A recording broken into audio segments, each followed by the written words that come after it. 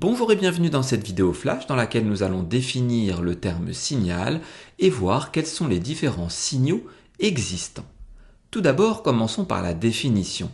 Un signal est un moyen qui va permettre de transmettre une information.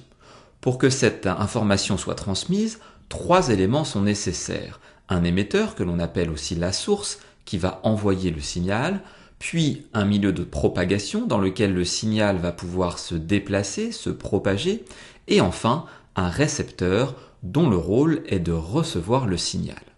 Il est possible qu'un signal soit codé. Il est alors nécessaire pour le récepteur de connaître la méthode de décodage. Pour bien le comprendre, on peut par exemple citer le braille ou encore le morse. Voyons maintenant quels sont les différents types de signaux. Lorsqu'un signal peut être entendu et que donc un son est émis, on parlera de signal sonore. Lorsqu'une lumière est émise, on parlera d'un signal lumineux qui est donc visible. Un autre sens peut être sollicité, il s'agit de l'odorat.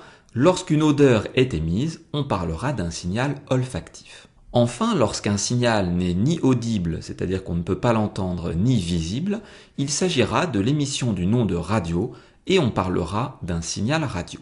Voyons maintenant un exemple pour chaque type de signal. Pour un signal sonore, on peut prendre l'exemple d'un réveil qui sonne. Le réveil est donc l'émetteur, le milieu de propagation est l'air, tandis que les récepteurs sont les oreilles. L'information transmise est la suivante, il est temps de se lever. Comme signal lumineux, on peut prendre comme exemple le feu tricolore, qui est donc notre émetteur. L'air est le milieu de propagation, les récepteurs sont les yeux, et différentes informations peuvent être transmises selon la couleur du feu. Lorsqu'il est rouge, il faut s'arrêter, lorsqu'il est orange, il faut ralentir, et lorsqu'il est vert, le conducteur peut avancer. Comme signal olfactif, on peut par exemple citer les œufs pourris, qui seront donc nos émetteurs. Le milieu de propagation est l'air, le récepteur est cette fois-ci le nez, et l'information est la suivante, les œufs sont pourris, il ne faut donc pas les manger. Enfin, comme signal radio, on peut citer le Wi-Fi. En effet, le boîtier Wi-Fi sera notre émetteur, le milieu de propagation l'air, les récepteurs peuvent être nombreux, il peut s'agir de la télévision ou encore de notre téléphone portable, et les informations transmises peuvent être nombreuses, il s'agit de toutes les informations disponibles sur Internet.